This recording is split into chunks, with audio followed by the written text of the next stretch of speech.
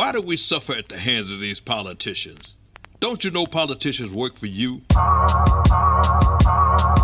Hey! You're the boss. You hire them and you fire them. Look at their campaign. You know what they do? They audition. Yeah! When you put them on the job, if they're not doing the job... Hello, Talk Labor fans. Hope everyone is okay. Hope everybody's all right out there with this virus and stuff that's going on. We're going to start off real quickly here because we got a lot that we want to get to today. Okay? Now, I got a question for you. You know, how many of you remember me saying that the Republican Party, as we know it, will no longer exist? That was way back in 2008 when the Teabaggers began to take over the Republican Party. You remember them. They called themselves the well, I call them Teabaggers. Okay? And they haven't relented. I mean, they're still coming on strong. They're taking over the party. The party is no longer the Republican Party. They got a guy like that guy, that orange guy, on his way out, like I tell you guys. By the end of a couple of years, he's going to go away like a fart in the wind because that's what it's all about. But keep in mind, this is not a black-white issue. This is not a black and white issue, okay? What I mean by that? These animals will turn on white just as quickly if it were not for the color of our skin, your skin, okay? Years ago, people of color were, let's talk about, people, before people of color was in America, these same animals attacked their own color, white. Yeah, I'm not lying. They did. They attacked their own color. People of color just happened to be a convenient target, you know. Hey, he's got a color. Get it. You know, this is the way they think. This is the way they think. I mean, when you had Italians, you had Irish, man, they dogged the Irish back in the day. They did. They really dogged the Irish back in the day. So it's not about color. It's about oligarchs using poorly educated whites to attack because of your color. That way you can keep, they can keep you down, But that's the way it's going. We're not going to talk about that long because you know about it. We've been talking about it. What I do want to say is like President Joe Biden. Joe Biden asked for bipartisanship, right? Bipartisanship. Which, believe it or not, he's getting. He's getting the bipartisanship. Not with the Republican leaders, but with the Republican voters who are now starting to support many of President Biden's agendas. I got a chart. I want you to take a look at this chart, dealing with just this one agenda. When you ask the public what they think, you're going to get this type of response. But when you ask the people that represent those people, they want something different. Not because their constituents want it, but because they can make money off of it. They've been jacking people off for a long time. What they do, like Mitch McConnell, he goes sit back and don't do, I'm not going to do anything. I won't do nothing. And then say, look at those Democrats. Look at those Democrats. Well, what I like that Biden is doing, he's putting them on Front Street. You're going to vote for this or you won't. And if you don't, we'll take it in your neighborhood during the elections. Joe Biden is he's a vet at this. People didn't realize that. I tried to tell you before, why do you think they attacked Joe Biden of all the candidates was running for vice president? Because they knew that this guy knew what time of day it is. They knew he would be the person that he is. And he's very, very smart in the way he's handling things. And it's coming off great. Or they're going to try to attack him over the years. They're going to do all they can. But you got these little numb nuts running around here like that old green woman, whatever her name is, that, and some of the other ones like O'Callaghan and Johnson out of Wisconsin. You got some nuts. And some of you guys like McConnell. Some of you guys like McCarthy. McCarthy just kisses that boy's ring. He kisses more than his ring. You know what I'm talking about. You know what I'm talking about. One thing I tell you what. Now I don't want to stay on this for long, but because you see enough of it on television. But here's some things that you don't do.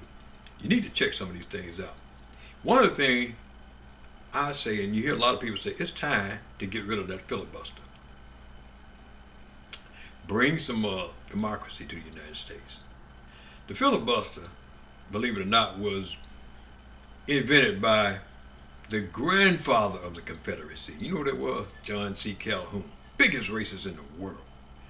And its purpose was to block legislation that would otherwise pass because he was a racist bigot, and they called for 2/5 majority of the minority to stop anything that the Senate wants to do. This is now the only when the Republicans in there, they relax that like crazy. When the Democrats in there, no, you got to stick by the filibuster. No, get rid of that filibuster. That's not. You won't find that nowhere in the Constitution. It's not in the Constitution. Filibuster. This is some garbage that they use when they want to try to take away a lot of your freedoms and your rights. So Democratic senators, you got to do it. Now you got two Democratic senators that we don't want to do that. Joe Manchin and Christian Sinema. You know, I'm starting to wonder about them anyway. But we got, in the next 2 years, we got to hustle. We got to get more senators on board and more representatives on board on the Democratic side. Then you can get a lot of things done. You know, get rid of that damn filibuster. That's the worst thing since slavery. And that's what it was really instituted for. It's not in the Constitution. They didn't put it in the Constitution. Okay? And so we got to get rid of that. And one more thing I want to talk about is democracy. You know, well, ask you another question. What is more important to the country, democracy or great wealth? The reason I asked that question because it was some time ago. I was listening to Tom Hartman. He has a radio TV station. Very smart guy. And he asked one of Trump's people, Steve Moore. I don't know if you all know who I'm talking about. He became Trump's advisor. Now, Tom asked him, you know, which is more important, democracy or capitalism? And he didn't hesitate. He said capitalism. No, I'm not kidding. He said capitalism is more important than democracy. That philosophy, like capitalism being more important than the people, democracy. People are the democracy. To them, it is. They don't give a damn. They don't give a damn. All they are about the money. They've been found out now. They're doing everything that they can to try to get this monster off of them. But they created Frankenstein. Now they got to deal with him. I mean, they're at a crossroads. They don't know which way to go. I'm telling you. I'm going to tell you something else that you got to look at. Now, I want you all to, check this out for yourself. Because you wouldn't believe it if I, just check it out for yourself. So don't just take my word. I always tell you, don't take anybody's word for anything. Check out what I say too. Ever since Nixon took over the Republican Party in 1960, y'all, they've had fringe groups participate in their elections. I mean, like that old Marjorie Taylor Greene, people like that. The old QAnon people like that, because they cannot win votes by the type of work that they do. They can't do that. So what did they do? They got to go and find some people that, even if they're not, white, what do you call them, malicious? So they're not malicious. They white criminals, and whoever they can find to try to steal votes, because they can't get enough votes. to win an election. So they try to steal it or and attack you. And now, when I say you, I'm not just talking about black people. I'm not just talking about people of color. I'm talking about Americans. Try to attack you because they cannot fill that void. And I don't know what you're going to do about that. We just got to continue to fight it and make sure that stuff don't continue to happen. Get them out. You find somebody like, say for instance, when they attacked the Capitol on the 6th of January. My thing was, shoot them. Shoot them all. That's just like the Al-Qaeda attacking you. Shoot them. Don't tell them, oh, that's somebody's grandmother. And it's about somebody's grandmother they were trying to kill. They're not just trying to kill the grandmother, they're trying to kill the American democracy. So they break in like that, you treat them like you do a criminal.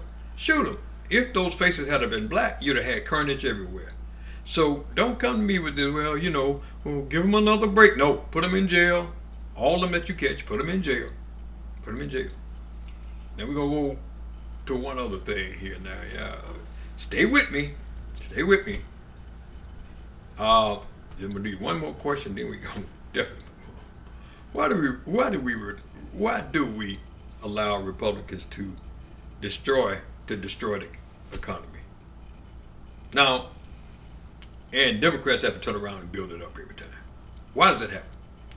I want you to, again, go look for yourself. Don't take my word for it. Go look for yourself. This is like you talking to me on the street. But I'm going to always tell you to go look yourself because I'm going to check it. You come and tell me some stuff, let me go and check myself because I don't, I don't believe you. But I don't want to get up there and look like a damn clown when I'm talking about this stuff. But one thing I did go in to check. Republican presidents. When Republicans in office, the debt flies up. Democrats come in to clean it up. But they'll turn around and point the finger. Look at those Democrats. They're spenders and they're this and they're that. But they run the debt up by giving tax cuts to the rich. They do all kinds of stuff. And when you need help, like with this virus right here, look at them. Not one of them will vote to give you your money back that you put up. But they did take a vote to give the money to the big corporate people on the first one that, what's his name, did? Mitch McConnell. But let me give you something. I want you to look it up for yourself. If you see me, tell me about it. And if I'm wrong, you tell me about it. If I'm right, buy me a drink. Okay? Ronald Reagan took the deficit from $70 billion. The debt was $70 billion. He took it up to $175 billion. Bush 41, who followed him, he had to do that. Like I said, Reagan had $175 billion. Bush 41 took it up to $300 billion. That's the debt. These are Republicans. All right, check this out. Bill Clinton comes into office. He got the deficit down to zero. Zero. Now you check it out. I'm talking to Democrat and Republican and Independent. Check it out. Bush Jr. comes in, Bush 43. He took the damn deficit from zero to $1.2 trillion. You understand that? The Democrat came in and cleaned up behind the first two Republicans. And then, here comes Junior. He took it up to somewhere nobody had ever seen before. Now, here comes another Democratic president, Barack Obama. He cuts that $1.2 trillion down to $600 billion. And with no help. Them clowns over there in the Senate would not help him at all. Folks, do you all understand that they were screwing you? It ain't about Barack Obama. It's about America. But he took it down to $6 billion. Okay, right? Here comes another Republican, Donald Trump. He took it right back up to over $1 trillion. Barack Obama left him all kinds of goodies to get that budget, get that debt down. He took it back up to over $1 trillion. And then he said, look at what those Democrats do. They spin and they just spin. And you all, you listen to the media and the media don't give you the whole deal. Look it up yourself. Don't be lazy. Look it up yourself. Now they'll do this and then they accuse Democrats, being big spenders. When Republicans want to steal taxpayers' money, what do? They cry, we need tax cuts. And when it's all said and done, only the rich receive the cuts.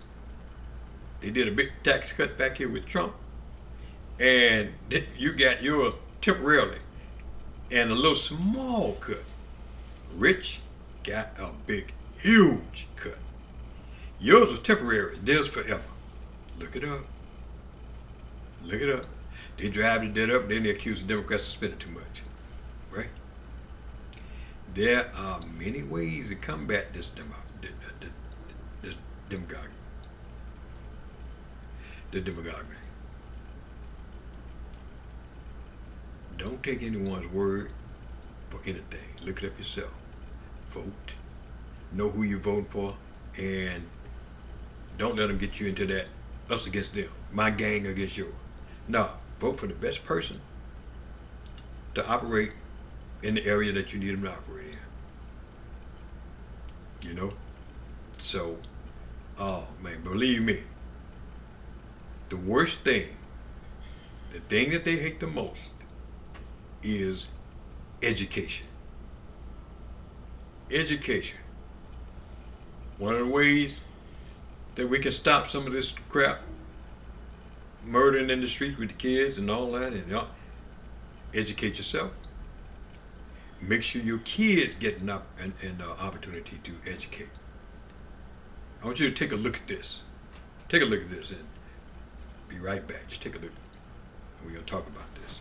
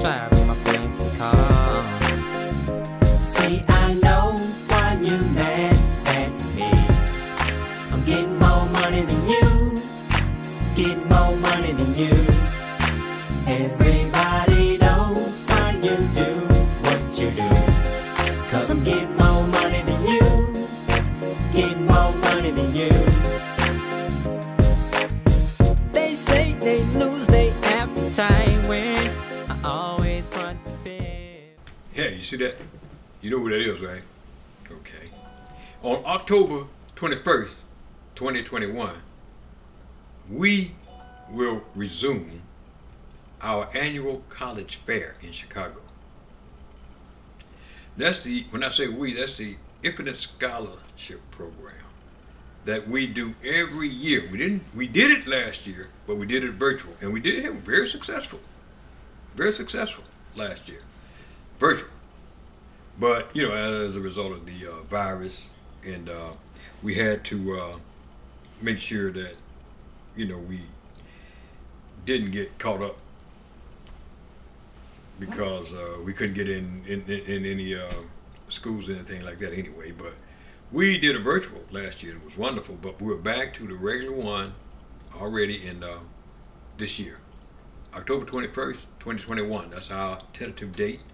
Well, I'm going to give you more on that, but take a, well, you see for yourself what's going on here. And it's going to be wonderful. It's going to be wonderful. You take a look at this, and we're going to come right back. Got a little more for you. Black Americans have died of COVID-19 at over 2 times the rate of white counterparts. This is due to systemic racism and healthcare disparities.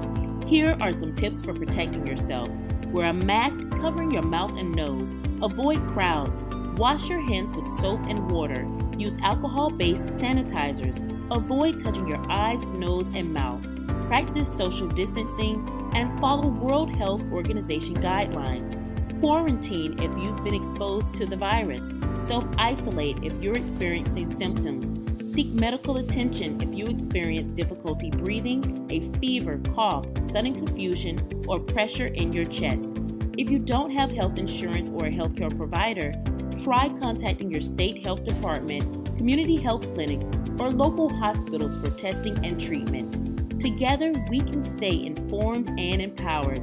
This public service announcement is from the National Black Cultural Information Trust. Hey, I'm back, and look, hey, what I always tell you about, rogue cops. I told y'all about that years ago. I used to say, and you all know this, people that watch my show know this, I used to say, there are more good police than there are bad. But you know what? I had to go back and think twice about that. I really did. Let me put this in your head. If a dog cop murders someone, and you as a policeman see it and don't open your mouth, you are worse than that murderer. You really are. Black cop, get up off your damn knees. I mean this, man. Woman, get up off your knees. If you see one of your officers murder someone, open your mouth. If you don't, may your soul burn in hell. And I mean that. For you to do that, I mean that. I tell you what we're going to do.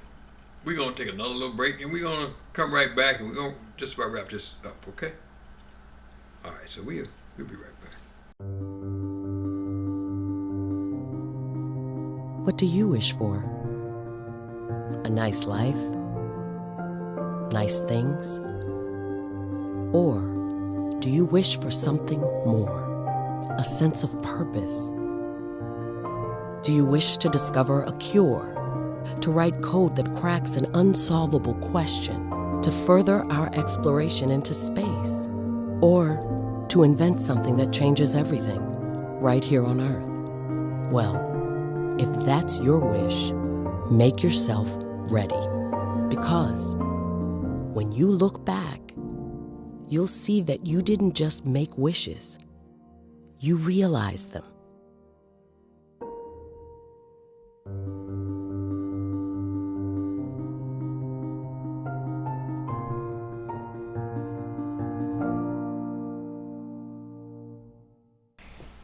Hey, we're back, and I never leave without talking to my CTA Pensioners Coalition, because these people I love these guys.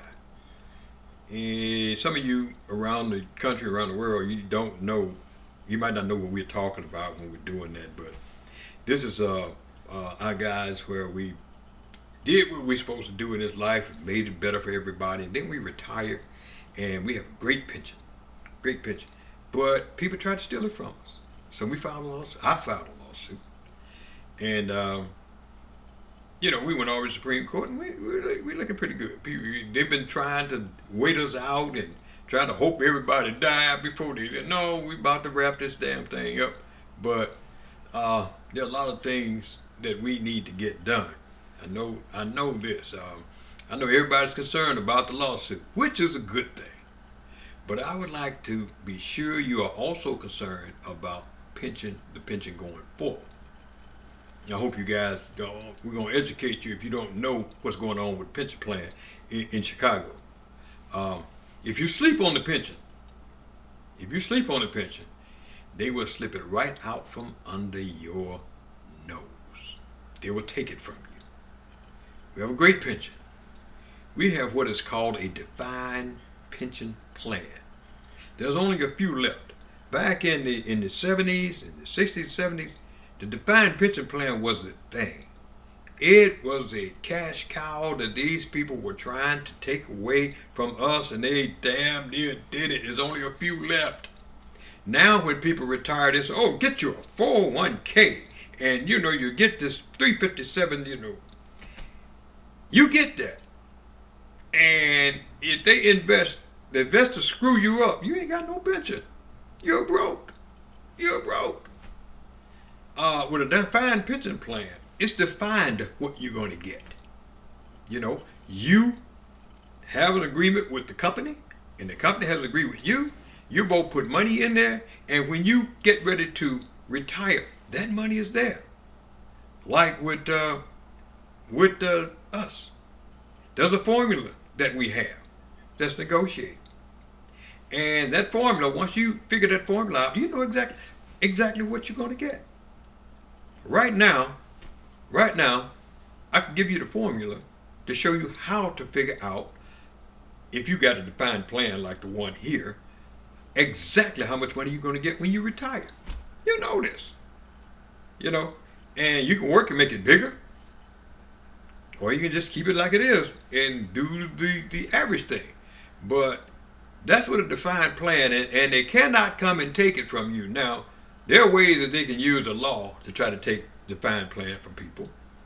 But in Chicago, not just Chicago, but the state of Illinois, and I think it's about 3 other states, 4 all total, they have a article in the Constitution that defends your retirement, and they can't get around that.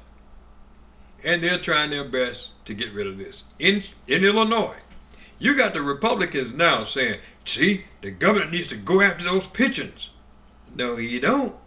He better not. But they're trying to force Governor Pritzker to go after the pension, people pension. That's not going to happen. If they get a Republican in there, they'll try it. But they'll catch hell, because you can't change it unless 2/3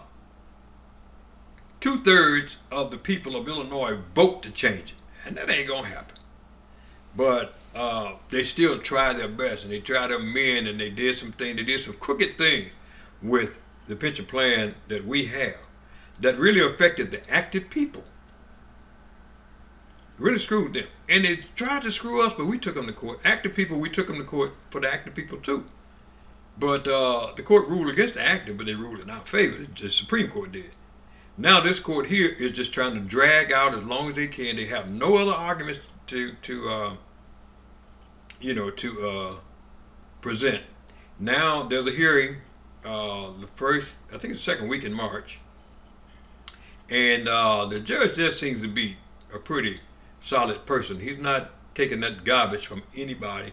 He's like, move forward. We let them know that they're trying to wait our people out. We've had 1,600 retirees pass away since I first filed that lawsuit, and they're hoping that we all pass away. But in the lawsuit, we are demanding that even if the pensioner passes away, that they're going to have to pay that money to the estate of that pensioner. And we mean that. We mean that. I know it's been a long journey.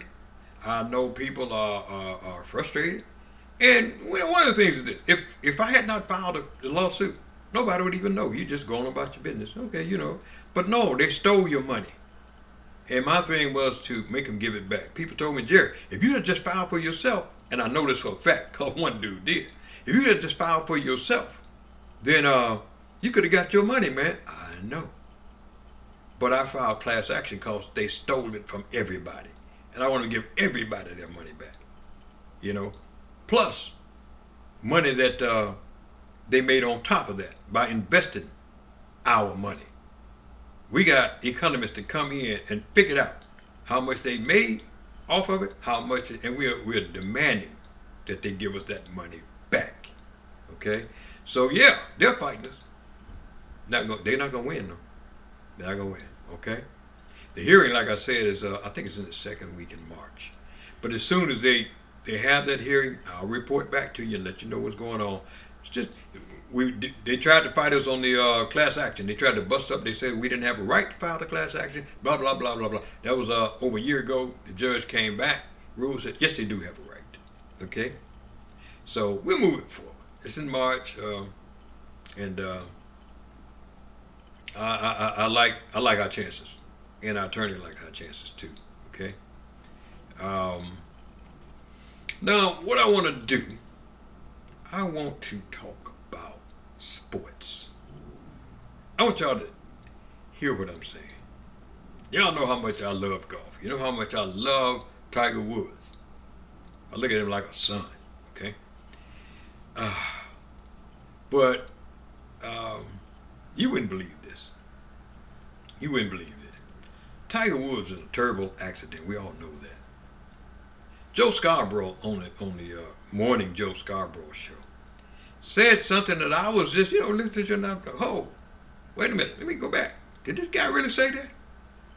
And then I run it back again. He couldn't have said that. I said, maybe I'm dreaming. My wife was asleep. I woke her up, and she looked at me like I was crazy. Because it's early in the morning, I said, wait, I want you to see something. See if you see what I saw. So I read it, and she did the same thing. What? Did he say that? Yeah. You ain't going to believe he said it if I tell you that. But I'm going to show you he said it. Scarborough said, he claimed that Tiger Woods had no father figure. He said this. He had no father figure. He said that, and I really hope he gets better so his kids will have the father that he never had. I'm like, damn, where's this guy come from? Now I know you ain't gonna believe that because I'm saying it, but I got a clip. I want you to see it for yourself. So hard to be the father that he did not have. And so we can just be thankful this morning that the injuries, though initially we were concerned they might be life-threatening, are not life-threatening. And as Mike Tirico says, he may not be able to go onto a golf course and compete competitively again, but he sure can watch his son play, can watch his daughter's soccer matches, can actually heal and give his children the childhood that he didn't get. Mm-hmm. You see what I mean? I'm trying to figure out why he would say that. And I kind of got this. And you all can correct me if I'm wrong. That's talklabor@gmail.com. They got this stigma that all black men run away from their families and don't take care of their kids. This is the only thing I can figure. He think that this man didn't have a father figure. Where in the hell did he get that from? And then he said it twice. I said, well, maybe he let it slip of the tongue. No, he said it twice. They feel that, you people don't have a father figure, so, this is what happened to black men. I was livid. I was livid, but, he said what he said. And it's unbelievable, but he damn sure said it. And you saw it yourself. Because if I'd have told you that you was a jerk, maybe you misunderstood. And maybe, you just don't like the guy. No, I watch the show damn near every morning. And not that I like him, but I listen to it because they have a pretty good program. But, we don't dwell on that too long, y'all. But, you see what I mean about how people get, they get misconstrued about black, white, or colored. It's not about that, folks. They use that to their advantage. If you don't believe me, start watching some of them old movies. They didn't have no blacks at all in there. And see, they were doing the same thing then. The animal type guys, the white guys that had intelligence and compassion, they didn't do that. It was those criminals and those oligarchs that did that. Okay? Well, one thing, if you love golf, like I do, I want you to go to the United Black Golfers Association and, check them out because they got a great organization going, y'all. I often wonder why we don't see enough blacks in the in the field of golf and stuff like that, which is not nowhere near where it should be. And a lot of them don't understand what golf can do for you. And I try to everywhere I go, I try to educate these kids. I've taken some kids and I've trained them. They've gotten scholarships. Like my granddaughter, she got scholarship. My nieces, little Toy, they got scholarships to college. And what happens is a lot of us we wonder how do we get our kids to college. And we got the Infinite Scholar Program, and we give out millions of dollars in scholarship offers. That's not enough for me. There's other ways to get scholarships, and we're going to be working on that. You're going to hear from us. In the summer, we look to have some activities that's really going to give kids other opportunities to get college scholarships. But with golf, especially female, but male too, African Americans, if you go and compete, you don't have to be the best golfer in the world. But if you go and compete, you can get your scholarship. And I mean to good colleges too, not just and most of the colleges that I run across are very good colleges, but they can get you to places that you would normally not have access to. So you do what you need to do, but reach out. I'm gonna be talking to you from time to time, and if you got questions about anything that I say or anything that my guests say that come on the show, just reach out to us at talklabor@gmail.com, and we'll try to get back to you on some of those things. I'm looking forward to when we get back in the studio, and it looks like it's going to be pretty soon because I did get my shots. Yay! Got my shots. And it looks like it's going to be pretty soon. We'll be able to do interview some of the guests that we got lined up. And they have a lot to tell you and a lot of information that's going to help you along the way, okay? All right, now right now, we're going to do what we normally do, and that is give you some beautiful music at the end of our show. And I'm going to just let you take a look at this because I love this group right here. You're going to like it too.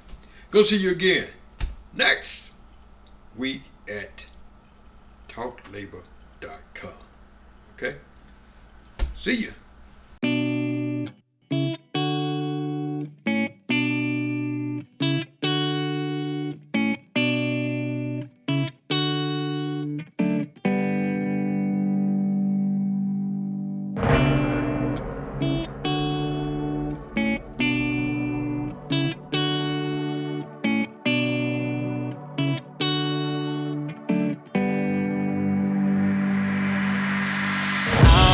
Down this road till my feet are sore.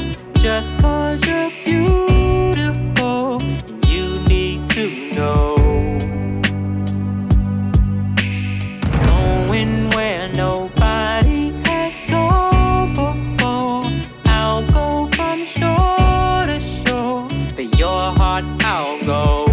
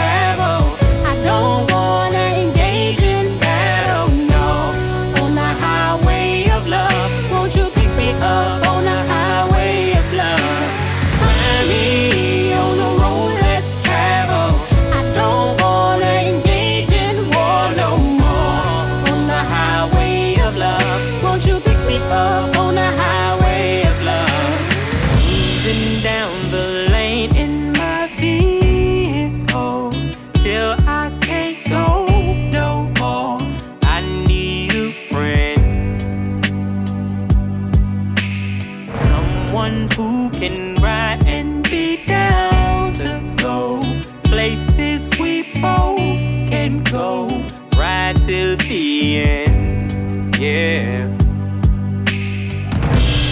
I've been searching for you my whole life. I know deep in my heart you're the one. I've come way too far on my own now. I just wanna go home now with you. I've gone down the road less traveled. I don't wanna engage in battle, no. On the highway of love, won't you pick me up on the highway of love? Find me on the road less traveled. I don't wanna engage in war no more. On the highway of love, won't you pick me up on the highway of love?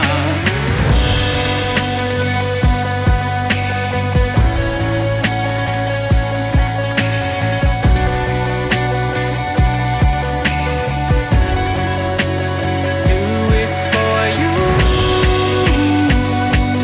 for you, for you. Yeah. I'll walk down this road till my feet are sore. Just 'cause you're beautiful, you need to know.